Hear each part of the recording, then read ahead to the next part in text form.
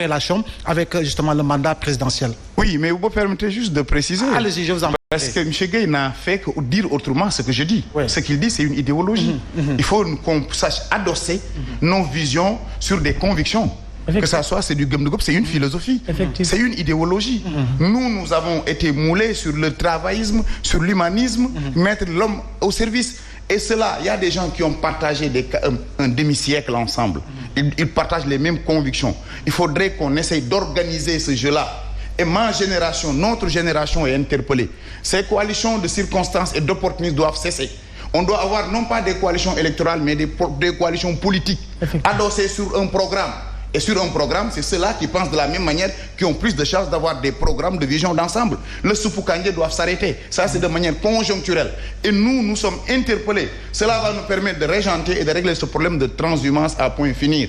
Et on pourra situer. On ne sait pas qui est qui fait quoi. C'est ce que je voulais dire. Pour dire encore, je ne suis pas avec des ailleurs pour dire qu'on va le faire comme nos aînés l'avons fait, mais nous avons cette responsabilité-là d'innover et de réorganiser. Cela dit, oui, on ne réinvente pas la roue. Vous saviez tous que nous, avec le président Wade, nous avions commencé à perdre le pouvoir en 2009, en perdant de grandes villes. Quand vous perdez Touba, quand vous perdez Dakar, quand vous perdez Kaolack, quand vous perdez Thiès, quand vous perdez Ziguinchor, vous avez perdu l'essentiel du Sénégal. Quoique, pour moi, l'élection de 2024 est une élection inédite. Pour une première fois dans l'histoire du Sénégal, le président sortant ne participe pas à ces élections. Ça n'a absolument rien à voir par rapport aux autres élections. Même malgré son oui ni non. Ah oui, non, c'est calé. Ça c'est pas une question de circonstances. Pour trois raisons, Macky Sall ne devrait pas participer. Au plan moral, il a dit Urbi Orbi et l'esprit de la lettre de la loi pour limiter l'esprit. C'est lui qui l'a initié. Au plan juridique, il a dit 2 mandats suffit. Au plan politique, des forces sont en train de naître. Mais encore une fois, ce qui a fait la force de Yewwi peut être son désavantage pour les présidentielles. Là, ils se sont unis pour aller dans une élection de liste. Dans Yewwi, il y aura au moins 3 ou 4 présidentielles. Le bloc risque d'être éclaté s'ils n'y prennent pas garde et de travailler sur un programme. Comme pour dire, à chaque élection, une lecture. Il nous reste maintenant à aller aux législatives. C'est vrai, le pouvoir a perdu de l'influence et n'a pas gagné Dakar. Parce que Dakar, de 2009 à nos jours, est resté entre les juges socialistes. C'est la même équipe qui gère Dakar 2009 qui la gère. L'équipe de Khalifa, de Souham, de Barth, c'est la même équipe. Maintenant, là où c'est indicateur, c'est-à-dire le champion que le pouvoir avait mis sur Dakar, a non seulement n'a pas gagné la ville, mais a perdu même sa commune. C'est des indicateurs très forts. Ousmane Sonko, qu'on le veuille ou pas, devient le patron, je n'allais pas dire de Ziguinchor, mais je vais dire, et même du Fogny. Tout le Bignona semble lui donner... Il a gagné du terrain et c'est un candidat sérieux pour les présidentielles. Comme pour dire, ça va pousser à réfléchir le président, mais pour moi, les conséquences au-delà de la vie chère, de la situation, l'absence de ce premier ministre-là qui expose le président, où souvent il est en retard sur les réactions, a beaucoup participé à exposer ce régime-là, quoiqu'il y a des scandales qui ont été, où il a été à fond. Somme toute, avec le nouveau gouvernement qui va arriver, 2 ans peut-être pour aller au présidentiel, encore s'il faut aller, si les législatives vont être retenues, parce que nous avons affaire à un régime qui s'est joué et qui s'est retardé les choses, mais il faut l'accepter. L'opposition, une frange de l'opposition a pris une avance sur une reste de l'opposition et a gagné du terrain par rapport au pouvoir. Et cela peut être des moyens et des prétextes à convertir pour avoir de force pour aller au présidentiel. Et du côté de Gomsawap, oui.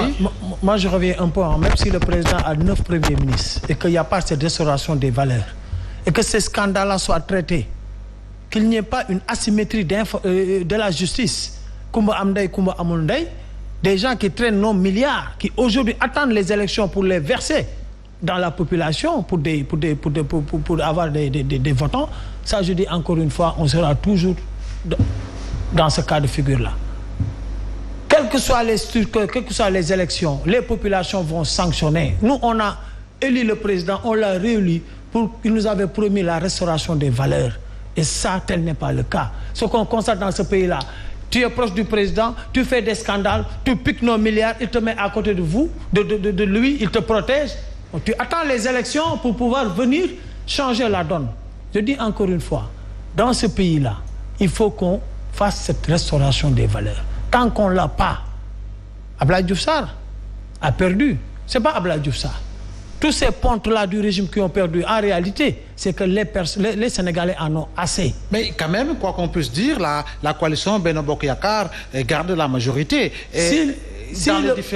dans les différentes villes et départements du Sénégal. Si le président ne change pas cet entourage-là, si le président, que le régime ne s'attarde pas sur des détails, sur des complots, sur des magouilles, toujours les Sénégalais feront face. C'est-à-dire que la mentalité des Sénégalais, surtout des jeunes, cette mentalité-là a changé. Et je dis encore une fois, si le président ne fait pas le toilettage nécessaire, ce n'est même pas la peine que le Benno Bokk Yakaar aille dans ces législatives-là. Parce que est-ce que vous pensez ce vent de changement continuera, qu'il soit par A ou par B? C'est ça en réalité. Avec des forces politiques comme la vôtre, je veux parler de la grande coalition Gëm Sa Bopp. Je dis la grande coalition Gëm Sa Bopp vient de participer à des élections, a fait des résultats. Il a son bout de chemin à faire. Mais je dis encore une fois, il faut que cette grande coalition et les autres coalitions, avec les Yewwi Askan Wi, puissent s'asseoir, s'entendre et rebondir. Parce que l'union fait la force, hein? Moi je le dis encore une fois. Nous, ces élections nous apprennent aujourd'hui qu'il faut, à un certain moment, abandonner nos alter ego, abandonner nos ambitions personnelles et tous se concentrer sur l'essentiel qui est l'intérêt des populations, qui est le changement attendu. D'accord. Je dis encore une fois, c'est ça aujourd'hui le mot d'ordre. Le mot d'ordre, c'est que tout le monde autour d'une grande ensemble, si c'est le Yewwi Askan Wi, tant mieux. Si c'est le Gëm Sa Bopp, tant mieux. Mais que tout le monde se retrouve autour de l'essentiel, si on aime ce pays-là. Maintenant, si on avance...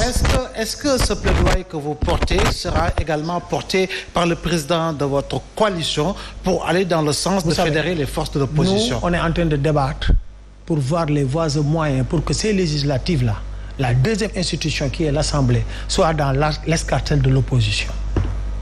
Et pour ce faire, je dis, ce que le président va décider, c'est le président. Moi, on débat en tant que Gueye l'original avec son mouvement dans la coalition qui souhaite que demain, les résultats qu'on a aujourd'hui soient beaucoup plus meilleurs. Maintenant, cette dispersion ou cet éclatement des forces, ce n'est pas une bonne chose. Je dis encore, toutes ces coalitions, ce n'est pas seulement la coalition Gëm Sa Bopp. Yewwi a fait des résultats dans Dakar et dans quelques localités. On a 46 départements. Et les 32 départements, provisoirement, sont gagnés par le Benno Bokk Yakaar. Donc attention, le travail est encore là. Et on part à des législatives. Si aujourd'hui l'unité et la cohésion qu'il y a actuellement dans le Yewwi n'est pas conservée, ça veut dire que tout le travail qui a été fait va se désagréger. Il n'y a pas à chercher de médicaments. Aujourd'hui, la cohésion et l'unité qu'il y a dans le Yewwi doit être renforcée par les autres coalitions. Des regrets? Pas de regrets. Nous, personnellement, parce que c'est notre première participation. Et aujourd'hui, quoi qu'on dise, on a quand même gagné quelques mairies. Quoi qu'on dise aussi, dans certaines localités, le Gëm Sa Bopp, saf na fa sap. Là où je viens, au Parcelles Assainies, le Gëm Sa Bopp, saf na fa sap. Vous êtes arrivé combien au Parcelles? Quatrième. À part Yewwi Askan Wi, le Benno Bokk Yakaar, et après avec aussi, parce que quoi qu'on dise aussi, avec est une grande coalition, sans compter les autres entrants là-dedans. Ouais, aujourd'hui, en 5 mois, on est sorti du Benno Bokk Yakaar, on s'est affirmé, on s'est confirmé, et aujourd'hui, avec les résultats, malgré les effritements de ces coalitions ou de ces listes parallèles parrainées par le président, aujourd'hui, on a devancé aussi bien le Parti socialiste, le Wallu, le Bokk Gis Gis, etc., etc. Donc, on a du mérite. Et ça, nous saluons quand même la population des Parcelles. En 5 mois, on est aujourd'hui à 2000 votants. Donc c'est très bien. Alors c'est Gueye l'original, en face de vous, ce n'est pas quand même Diakhaté le faux, quoi qu'on puisse dire. Hein. Alors Moussa, on le sait pertinemment, pour revenir justement sur les résultats provisoires, j'en ai parlé en l'entame de mon propos. Monsieur le maire sortant de Thiès, Talla Sylla, a eu à féliciter le jeune docteur Babacar Diop, en tout cas qui est désigné vainqueur par certains. Alors aujourd'hui, la majorité conteste justement l'élection de la victoire de M. Babacar Diop. Est-ce que ça pourrait ne pas créer véritablement des frictions, en tout cas qui pourraient conduire à quelques événements, en tout cas par rapport à ces tendances? Oui, mais vous me permettez d'approfondir un peu la pensée de Gueye l'original. Le défi qui devrait être le nôtre aujourd'hui pour les coalitions vers les législatives c'est de proposer aux Sénégalais quelle assemblée voulons-nous avoir. Un programme sur ça. Nous tous, nous fustigeons notre